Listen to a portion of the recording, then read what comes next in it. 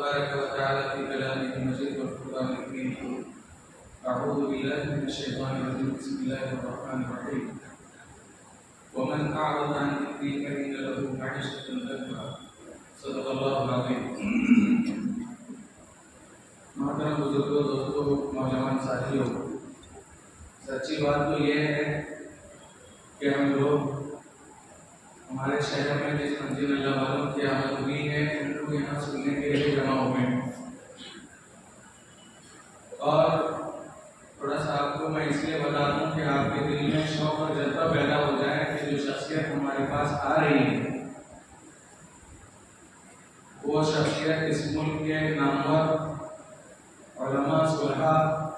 اور اللہ والوں میں جن کا شمار ہوتا ہے. آپ نے ایک بہت بڑا نام پوری دنیا میں پہنچتا ہوا سنا جو پڑوس ملک کے عالم دین ہیں، جن سے میری مراد حضرت مولانا حافظ پیر ذوالفقار نقشبندی دامت برکاتہ اللہ علیہ ہے. یہ وہ اللہ والے ہیں جن کا اس وقت نہ صرف ان کے اپنے ملک میں بلکہ پوری دنیا میں ڈنکا بج رہا ہے. بڑے بڑے علماء آپ سے رجوع ہو کر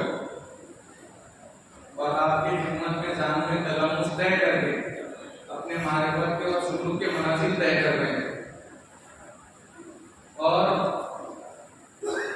اس بات کے دنیا کے اوپر اثرات ظاہر ہو رہے ہیں کہ انشاءاللہ ثم انشاءاللہ جو انقلاب آئے گا اس ملک کے اندر اور پھر پوری دنیا کے اندر حضرت سیدنا امام مہدی علیہ السلام کے معیت میں جو ایک لشکر مخلصین کا چلے گا وہ انہی کی جماعت میں سے انشاءاللہ تیار ہوگا.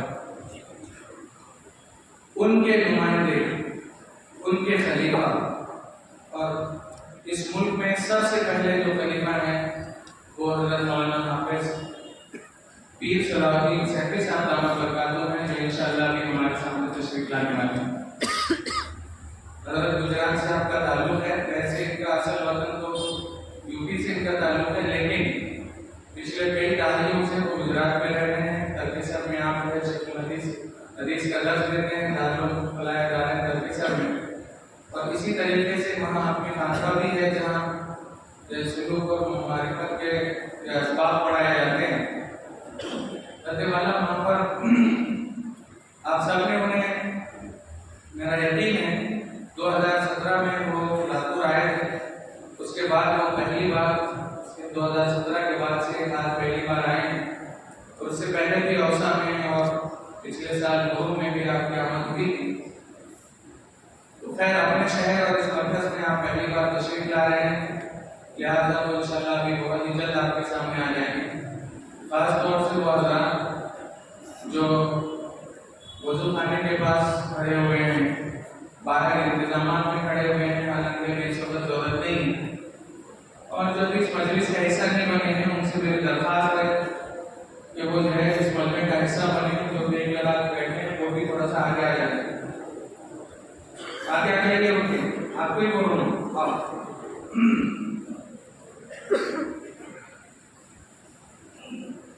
ہماری دوسری خاص بات یہ ہے، خوشی کی بات یہ ہے، ہمارے مدرسے کے بہت ہی پرانے اساتذہ میں سے ہیں حافظ اصغر صاحب دامت برکاتہ. آج اس مبارک محفل میں ان کے لفظ جگر کا عہد ہونے والا ہے. تو انشاءاللہ نوشہ بھی یہاں تشریف فرما ہے. تو حضرت کے ہاتھ سے انشاءاللہ کہنے کا اور بڑے حافظ صاحب یہاں پر تشریف رکھتے ہیں. تو میں زیادہ کچھ اپنی بات کو بھول نہ لیتے ہوئے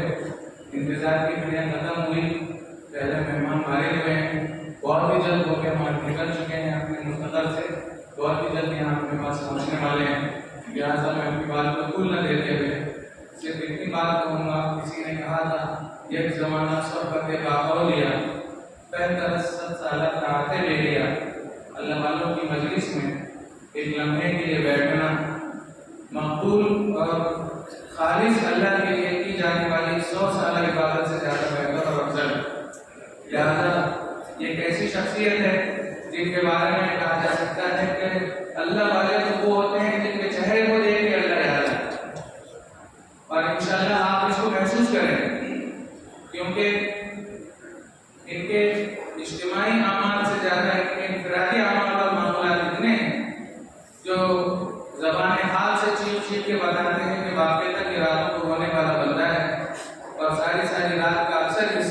اللہ کے سامنے آگ سحرگاہی میں گزرتی ہے، تو یقیناً ابھی ہم جہاں پر آپ ٹھہرے ہوئے ہیں وہاں ٹھہرے تھے،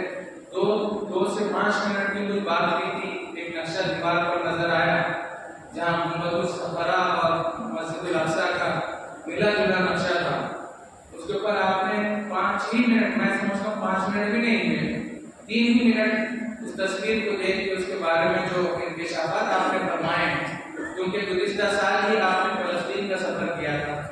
اور گزشتہ ابھی آپ کے تذکرے سے بھی یہ بات سامنے آئی، جو انکشافات آپ کے 2-3 منٹ کی محفل میں ہوئے وہ آج تک ہمارے مطالعے میں پڑھنے میں نہیں آئی تھی،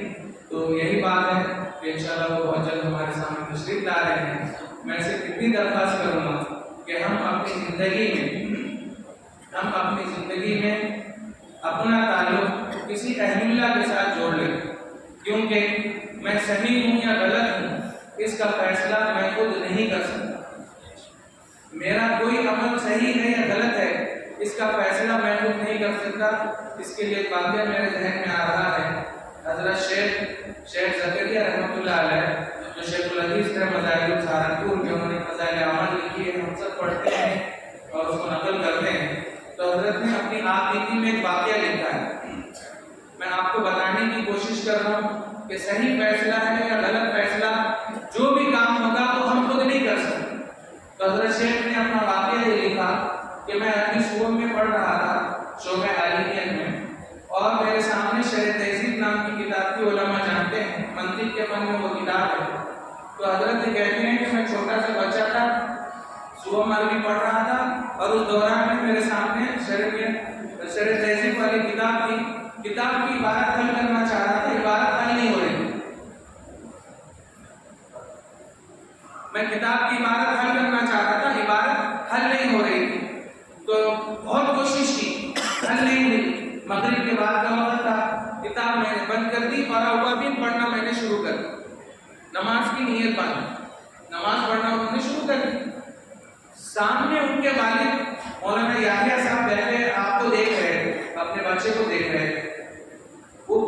بڑی دیر سے غور کر رہے ہیں کہ عبارت پڑھنے کی کوشش کر رہا ہے، عبارت حل نہیں ہو رہی ہے، کتاب بند کر کے اس نے نماز شروع کر دی، تو آپ کرسی میں سے مطالعہ کرتے کرتے اپنے بچے کو دیکھ رہے ہیں، تو حضرت شیخ اپنی کتاب میں لکھتے ہیں کہ میرے والد وہاں اس کرسی سے اٹھے